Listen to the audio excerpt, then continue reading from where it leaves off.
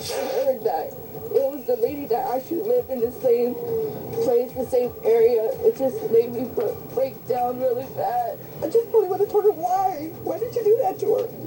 Why? Great question. A community reeling from the web of lies and deception, unraveling since the murder of little Sandra Cantu and the arrest of her alleged murderer and rapist, Sunday school teacher and mother Melissa Huckabee. Now she's admitting her involvement in another alleged abduction of a 7-year-old girl back in January, but Huckabee says she got permission to take the girl to the park. The girl's family says no way and adds the girl came home drugged. We are taking your calls. Phone lines lighten up.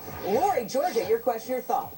Hi, Jane. Hey. I wanted to know, can Sandra's mom sue Tracy PD now that all this has come out about the other little girl for dereliction of duty? Oh, Gene Casares, great question. That is a great question. You know, there are areas where the government cannot be sued, but in this case, I think the family could pursue it because, in fact, she could be alive. But remember, the defense here, Huckabee says that she had consent to take that other little girl.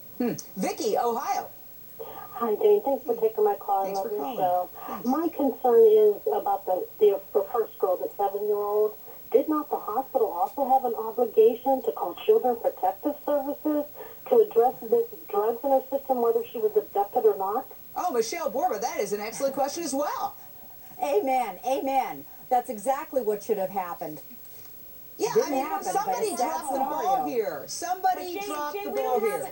Listen, Jane, I think it's very easy to look back on something now when something horrific like this happens. But I don't think we know enough about the facts. We don't know if, in fact, Children and Family Services was called. We don't know if the doctors questioned the mother at the hospital at the time. We don't know if the doctors questioned the child. So until some of these facts start coming out and unraveling, I think we're hard-pressed to sit here and kind of speculate as to what went on. The only thing we know is nobody was charged at the time, and as a result, here's, of course, where we sit right now. So, Pat Brown, what do we do now? I mean, we're looking back on this case with new light because of what this woman is now charged with. Do we go back and have police investigators interview the 7-year-old child to try to determine what happened to her on that day, even though she might have a hard time remembering because she was drugged? That's true. I mean, anything this child could tell the police would be wonderful, because we're looking at the fact that if Huckabee did the same thing to Sandra, we're seeing a pattern here, and this prior bad act shows a premeditation, that she didn't just accidentally overdose Sandra. Oops, she got into something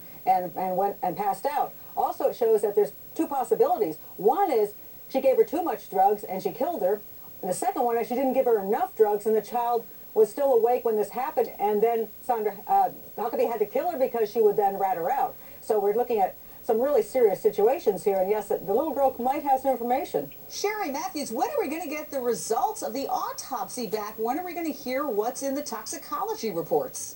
That's a good question. We're waiting every day. It could be any time. Jeez. All right, Stacey Canada, your question or thought, ma'am. Jane, I have a question for you and your wonderful panel. Basically on Huckabee probably using the rape by object as a way to deter police and making it think that it was a male perpetrator. No, Jane, I'd like to speak on that one, because no, if Huckabee had wanted to pretend this was a sexual homicide and blame it on somebody else, a male perpetrator, she would have put the body where it could have been found, perhaps naked on the side of the road. But she didn't do that. She put the body in her own suitcase and then hid the suitcase in water. And she intended to get away with this, and she never thought it was going to be found and that the sexual assault was going to be found out either. Melissa Huckabee told CBS 13 on the very day she was charged with Sandra Cantu's kidnapping, rape, and murder about her suitcase. Listen to this. It was stolen out from in front of my house, and I called when I noticed it was stolen.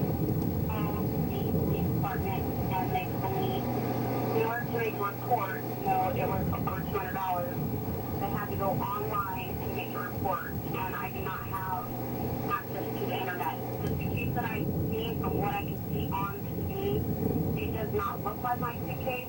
Police have not disclosed any information as to whether or not it is my suitcase. Gene Casares, you've covered so many of these crimes. What astounds me is how calm she is. She is just hours away from being interviewed by the cops and getting arrested in this horrific case, and yet it sounds like another day at the office for her. Sure, and Jane, things just like that can come into the trial, and if there's going to be any type of mental defense, what we just heard shows someone that really seems to know exactly what they're saying. Yeah, and Sherry, what's the feeling there in Tracy? This, of course, this new case raises the possibility, anyway, that she was preying on friends of her daughter, and I'm sure many parents are just terrified. Parents are terrified. I think that you could safely say that parents are not letting their kids out of their sight right now. They don't know quite how to act. But Michelle, they've got to sit down and talk to their kids if they were right in the vicinity of this woman or had contact with this woman to see if maybe they had some kind of inappropriate contact. Jane, not only do they have to talk anyway, because every child right now is hearing about this, and they don't have the little head to be able to figure out how do you make sense of it. Thank you so much. And it reduces Great the fear. panel, great insight. The Miss USA pageant becomes a battleground for gay rights. I will tell you why in just a minute. And Boston cops arrest a suspected Craigslist killer.